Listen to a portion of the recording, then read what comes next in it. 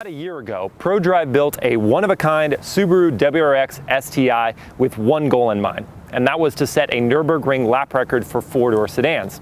They achieved that goal with a time of 6 minutes and 57 seconds, far beating the next closest car, Jaguar's XE Project 8. As you can imagine, Subaru was pretty stoked. So, to commemorate their achievement, they built a limited run of 500 special edition WRX STI cars. This is one of those cars. This is the Type RA.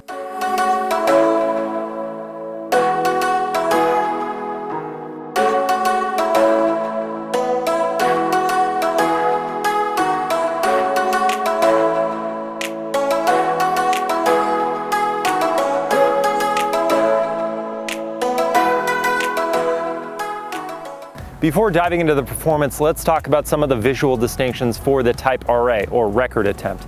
Up here at the front, there isn't much to distinguish the car except for one little detail, this red stripe below the grille. Subaru calls that cherry blossom. I call it red.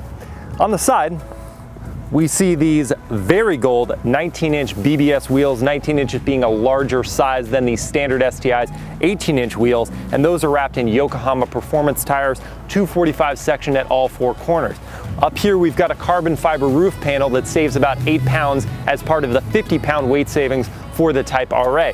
Down here you can see the Type RA's wide body kit and this pair of air extractors that work with that duct behind the front wheel to channel air around the car, and back here to the rear diffuser. Integrated quad exhaust ports within that diffuser, and then up here, the most statement piece of the Type RA. This is an adjustable rear wing made of carbon fiber, and unlike the fixed spoiler on the standard STI, this one with a set of screws can be adjusted its angle to create more downforce. Subaru says above 50 miles per hour, this is creating noticeably more downforce. They don't say specifically how much, but take it to the track and find out. On to the goods. Under the hood, there is Subaru's pretty well-aged 2.5 liter boxer 4-cylinder, turbocharged, and in this application produces 310 horsepower and 290 pound-feet of torque. That is a whole 5 horsepower more than the standard STI, and that's thanks to a revised ECU tune, high flow intake, and derestricted exhaust system.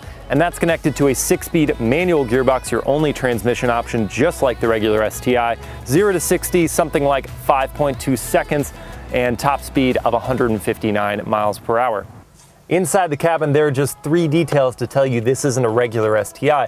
One is the Alcantara wrapping for the steering wheel. The second is this red stop-start button. And the third is a number plate telling you which of the 500 units being produced your Type RA is. Ours is somehow 0 of 0.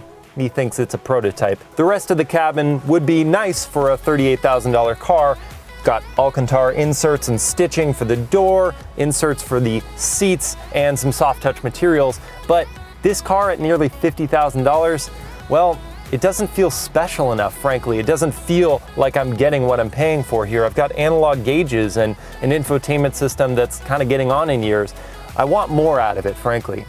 Alrighty, now the first thing you're going to want to know is if you just spent $12,000 more than the standard STI, can you feel that performance? Well, the answer is no. At least not really, not in a straight line, not puttering around town, and that's because it's 5 extra horsepower. That's just sort of lost in the whole equation. It's still quick, it's an STI after all. It's got 310 horsepower, 0 to 60 is 5.2 seconds. It's fast, and the re-gearing, the shortening of third gear makes it such that you're on boost more, but it's not an overwhelmingly different experience from the driver's seat. That is, until you get to a high-performance application like a racetrack, or in my case, I took it to a canyon road.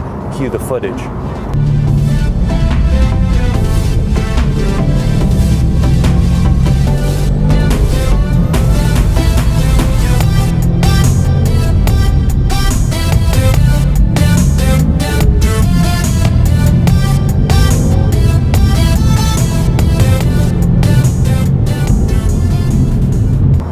There, you can really feel the 6-piston front Brembo brakes, the improved aerodynamics, and the Bilstein Sport suspension. They all come together for a tighter handling package.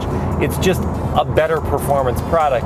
However, I'm left wondering whether those parts taken off and then maybe applied at an aftermarket wouldn't be significantly cheaper, and therefore the $49,800 you're paying for this car doesn't seem like a little unnecessary. There's also some other drawbacks. When you're just driving around town, that Bilstein Sport suspension is super stiff. You go over lane markings on a freeway, for example, and you feel every little bump in your butt. That can get old really fast. Then there's the simple fact that when you jump into the $50,000 price tier, you're competing with a whole new level of performance car. You're almost at Porsche Cayman levels, and you are at BMW M2 levels. That's a tough field to compete in. Then if you're looking from a bargain standpoint, you could also look at the Honda Civic Type R or the Volkswagen Golf R, which make about the same power, handle about the same, have more utility, and in the case of the Volkswagen Golf R, a little more mature look. And this Type RA package just is starting to lose steam. I would say though that the standard STI product is so good, I really can't see why you wouldn't just go with that. At 38,000 bucks, that's worth every penny. And it can do almost everything this car can. And if you needed to take it to a track, you needed to do more with it, you can just add on those aftermarket parts. So in summary, this car is great. I have so much fun driving it, but I'm left wondering whether $49,800 isn't an exceedingly high price to pay for a little bit of exclusivity and a little bit higher performance threshold.